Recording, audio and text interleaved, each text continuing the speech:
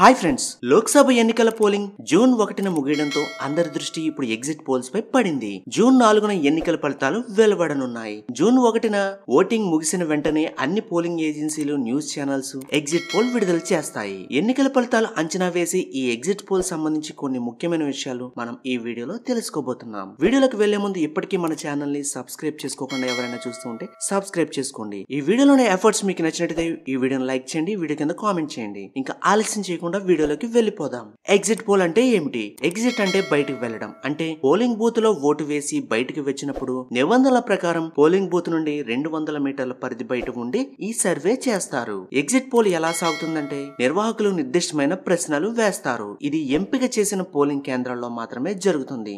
ఓటర్లు ఇచ్చే సమాధానాన్ని బట్టి ఎక్కువ మంది ఓటర్లు ఏ పార్టీలకు ఓటు వేశారు అని లెక్కగడతారు. అలా వివిధ పోలింగ్ కేంద్రాల నుంచి ఇలాగే సమాచారాన్ని సేకరిస్తారు. దాని ఆధారంగా పార్టీలకు రాబోయే పోటీ శాతం నుంచి గెలిచే సంఖ్యను అంచనా వేస్తారు.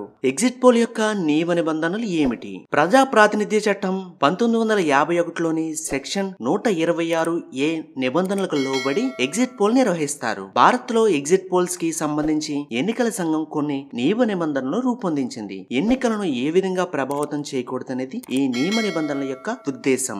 ఎన్నికల సంఘం ఎప్పటికప్పుడు ఎగ్జిట్ పోల్ కు సంబంధించి మార్గదర్శకాలు జారీ చేస్తుంది. ఎగ్జిట్ పోల్స్ యొక్క ప్రాథమిక నియమం ఏమిటంటే ఎన్నికల ప్రక్రియ మొదలై ఆఖరి దశ పోలింగ్ ముగిసిన అరగంట తర్వాత వరకు ఎగ్జిట్ పోల్ ఫలితాలను విడుదల చేయకూడదు. అంతేకాకుండా ఎన్నికల సంఘం అనుమతి పొందిన తర్వాతే సర్వే ఏజెన్సీలు ఎగ్జిట్ పోల్ ఫలితాలను విడుదల చేయాలి. అర్థమైంది కదా ఫ్రెండ్స్, ఎగ్జిట్ పోల్స్ ఎలా విడుదల చేస్తారు, ఎగ్జిట్ పోల్స్ యొక్క నియమ నిబంధనలు ఏంటో మనం ఈ వీడియోలో తెలుసుకున్నాం. ఈ వీడియో మీకు నచ్చినట్టయితే ఈ వీడియోని లైక్ చేయండి, షేర్ చేయండి. ఇలాంటి మరిన్ని ఇంట్రెస్టింగ్ వీడియోస్ కోసం మన తెలుగు ఫ్యాక్ట్స్ అడ్డాని సబ్స్క్రైబ్ చేసుకోండి. Thanks for watching.